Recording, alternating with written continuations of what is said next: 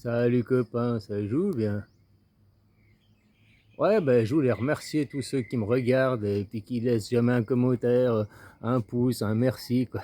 Bah, je vous remercie parce que c'est pas un reproche, hein. Moi aussi, je fais pareil. Je regarde plein de chaînes, je laisse jamais de pouces et je laisse jamais de commentaires. Parce que c'est ma génération, on est comme ça. On est la génération télé, on regarde des chaînes, hein. Puis quand on avait mort, tu zappais. Puis si t'aimais, tu pouvais pas, notre génération, laisser un like, laisser un commentaire, laisser tu pouvais juste la seule interaction que tu avais, c'était de regarder, quoi. C'est pour ça que sur YouTube, ouais, j'y pense moi, laisser un commentaire et laisser un pouce, bah, j'y pense jamais, quoi. C'est pour ça qu'il y en a qui arrêtent pas de dire laisse un pouce, laisse. Hein, il y en a, ils se font la petite pute, mais il y en a aussi, ils ont conscience que. Bah ouais, moi, c'est quand des fois j'entends laisse un pouce, un commentaire, que je me dis ah ouais, tiens, t'as fait une bonne vidéo, je vais te laisser un pouce, quoi. Ouais, je suis trop habitué à regarder la télé où on pouvait justement pas laisser d'avis, rien, quoi. Mais tu vois, une génération, c'est là que j'étais en train de réaliser, là. Ouais, parce que moi, je remerciais les gens qui me regardent, qui restent dans l'ombre aussi, puis qui voilà, il y en a qui font de temps en temps un petit bonjour, de temps en temps ils passent, de temps en temps hein, un zapping, quoi. Voilà, quoi. Je sais plus pourquoi je disais ça. Ah ouais, j'ai été regarder mon audience et puis tout d'un coup, ça m'a fait penser, une génération, c'est que 10 ans, quoi. Oui, parce que moi, je voyais l'audience des gens qui me regardent, c'est des gens de 45 à 55 ans, mon audience. Et moi, j'ai 50 balais, enfin 49. Hein, j'ai 50 balais. Mon audience, c'est de 45 à 55 ans. Bon, les statistiques sont truquées, hein, sont falsifiées, parce que si j'en crois les statistiques, mon audience, elle est de 45 à 55 ans, et c'est 100% des femmes. Donc voilà, quoi. Puis j'ai seulement 30% de mes abonnés qui regardent mes vidéos. 70% des gens, c'est pas des abonnés qui regardent mes vidéos, quoi. Tu vois, si tu vas croire les statistiques. Mais c'est là que ça m'a fait penser, une génération, c'est 10 ans, quoi. C'est vrai, plus de 10 ans, c'est-à-dire quelqu'un qui a 50 plus que toi ou 50 moins que toi, imagine, tu as 20 ans. Tu comprends les mecs de 25 ans, machin et tout, mais t'es un peu largué dans les discours de ceux de 40, 50 ans, parce que c'est une autre génération, ils ont plus de vécu, plus. Donc, pour eux, t'es un con, quoi, encore. Tu vois ce que je veux dire? T'as moins d'expérience, t'as moins de compréhension des choses, quoi. Mais puis tu vas comprendre un mec de 15 ans, quoi. C'est encore ta génération, 5 ans d'écart, c'est plus ou moins le même. Tu vois, ce qu'il faut après, c'est passer le relais. Si toi, tu as 20 ans, tu vas comprendre des mecs à 15 ans, puis tu vas comprendre des mecs à 25 ans, tu vas être plus ou moins dans le même ordre d'idées, quoi. Mais après, pour un mec de 30 ans, tu commences à être largué déjà. Par contre, le mec qui a 25 ans, lui, il va comprendre un mec qui a 20 ans, puis il va comprendre un mec qui a 30 ans. Il va rester dans cette tranche-là. Puis le mec qui a 30 ans, lui, il va comprendre un mec qui a 25 ans, puis un mec qui a 35 ans. Il va être dans cette tranche-là. Tu vois, ainsi de suite. Donc, moi, si je m'adresse à des jeunes, j'ai pas le langage jeune, j'ai pas les codes jeunes, je sais pas comment ils sont les jeunes aujourd'hui. Moi, quand j'essaye d'être jeune, ben, je suis jeune de mon époque, de ma génération, quoi. Donc c'est vieux, hein, c'est un vieux con pour les jeunes d'aujourd'hui, quoi. Ouais, tu vois ce que je veux dire?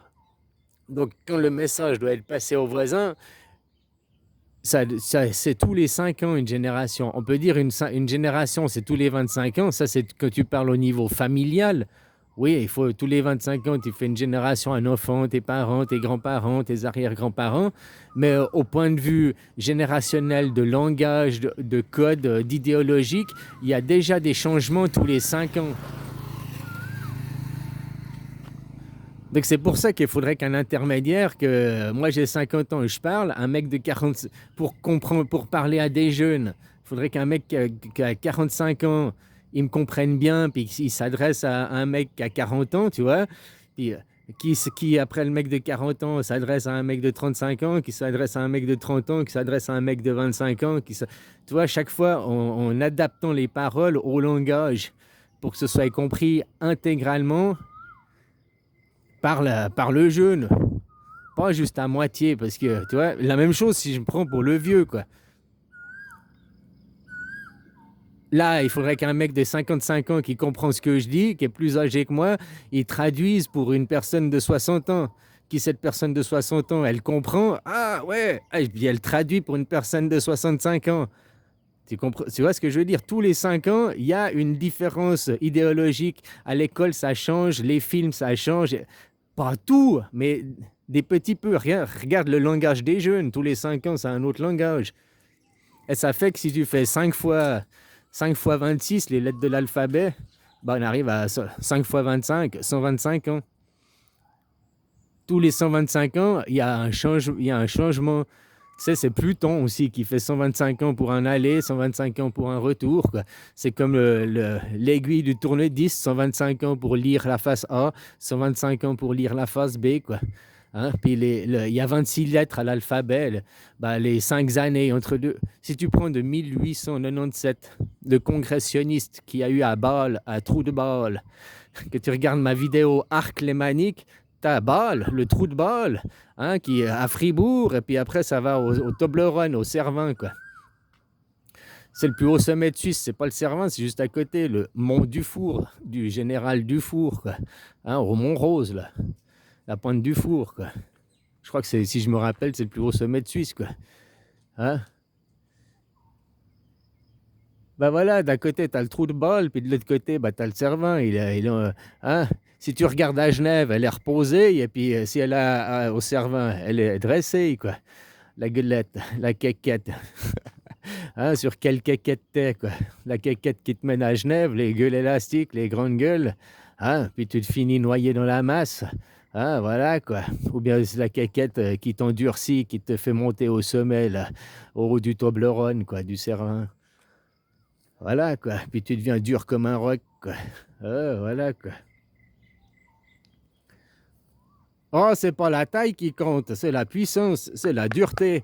Ah, faut que ce soit. Demande à ta femme, elle comprendra, quoi.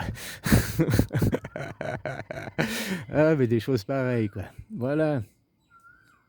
Alors, bon, j'ai changé de sujet, on va parler. Tu vois, j'écoutais un mec américain qui parlait de Trump et qui aime bien Trump. Mais il aime bien Trump, pas à cause du mouvement ICE, il est anti-ICE. Il aime bien Trump parce qu'il est en train de nettoyer l'administration américaine de la pourriture juive. Enfin, ouais, c'est antisémite ce que j'ai dit, mais je fais que de répéter les propos de ce monsieur, quoi.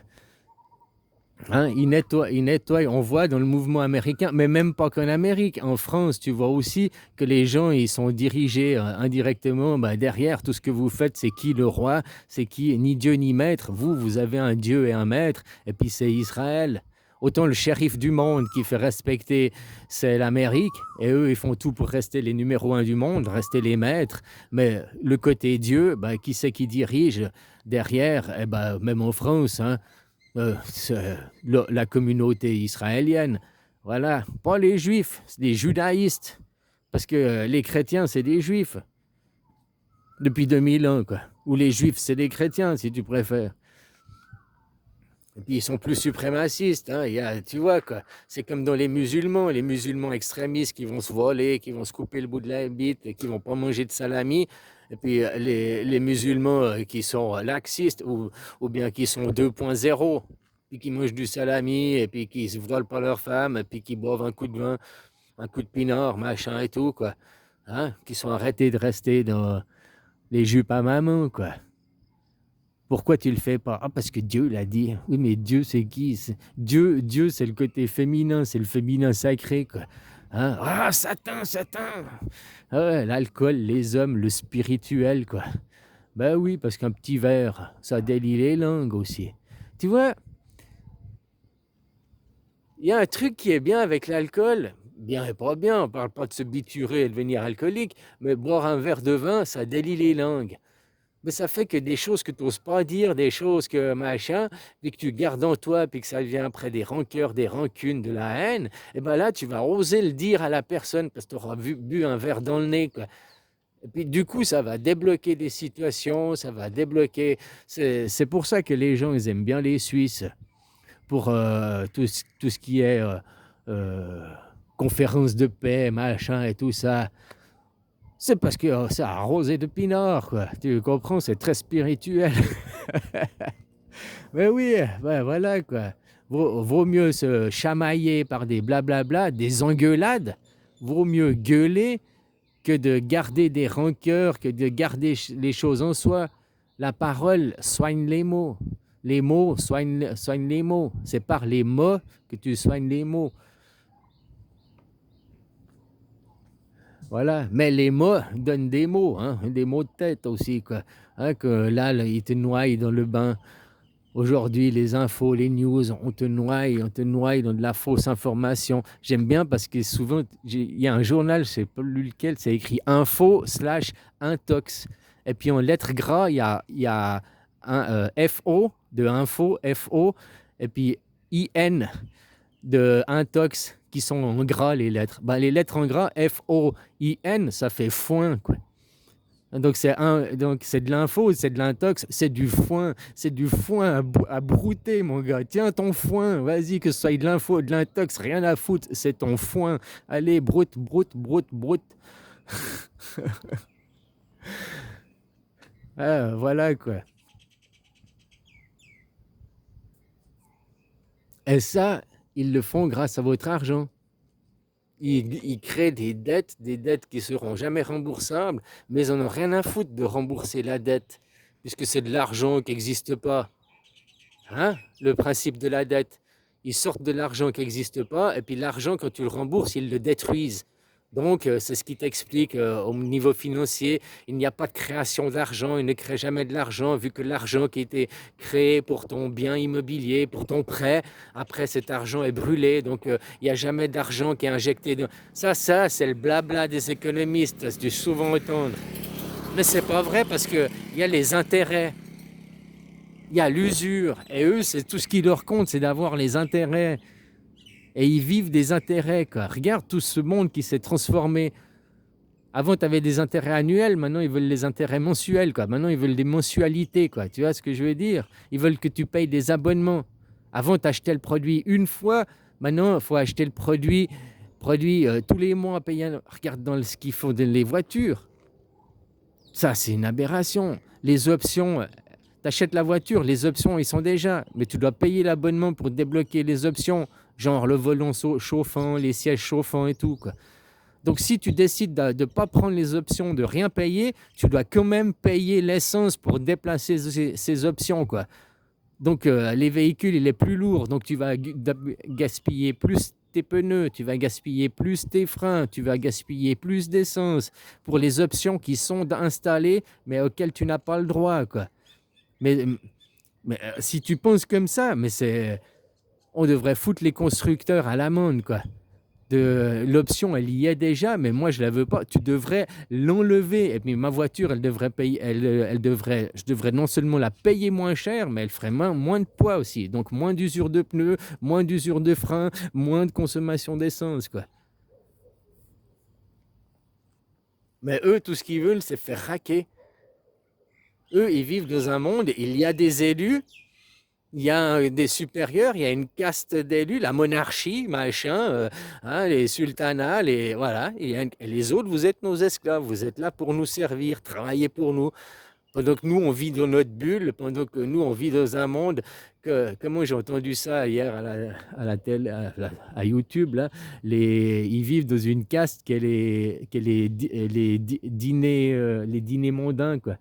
Les dîners en ville, un truc comme ça. Eux, c'est tout les dîners en ville, et puis faut bien paraître au dîner, faut bien paraître. C'est les dînes aux aurores, quoi. C'est des dinosaures. C'est des dînes aux aurores. Ils dînent aux aurores. L'aurore, c'est le soir. L'aube, c'est le matin. Et l'aurore, c'est le soir. Ils dînent aux aurores. C'est encore des dinosaures, quoi. C'est des vampires. Ils vous vampirisent. Nous, on dîne à midi. Ah, nous, on est logique, quoi. Voilà. Ah, les Suisses, très cartésiens, très logiques, hein. Ni Dieu, ni maître. Que des choses concrètes, que des choses qui servent nos enfants, notre père et notre mère. Ton père et ta mère, c'est ton fils et ta fille. C'est pas ton papa et ta maman. Ni ton Dieu, ni un maître. Hein? Parce que respecte ton père et ta mère, eux, ils l'entendent tes aînés. Donc Dieu est le maître. Non. Laisse tomber ce monde et moi je te dis respecte ton père et ta mère, ton enfant, sois aux ordres de tes enfants, de leur amener un avenir sain, serein, où justement il n'y a plus de Dieu, de fausses croyances et il n'y a plus de maître qui dirige, quoi. Comme en Suisse, on n'a pas de maître parce que le maître, le plus haut grade politique en Suisse, c'est le citoyen souverain, quoi.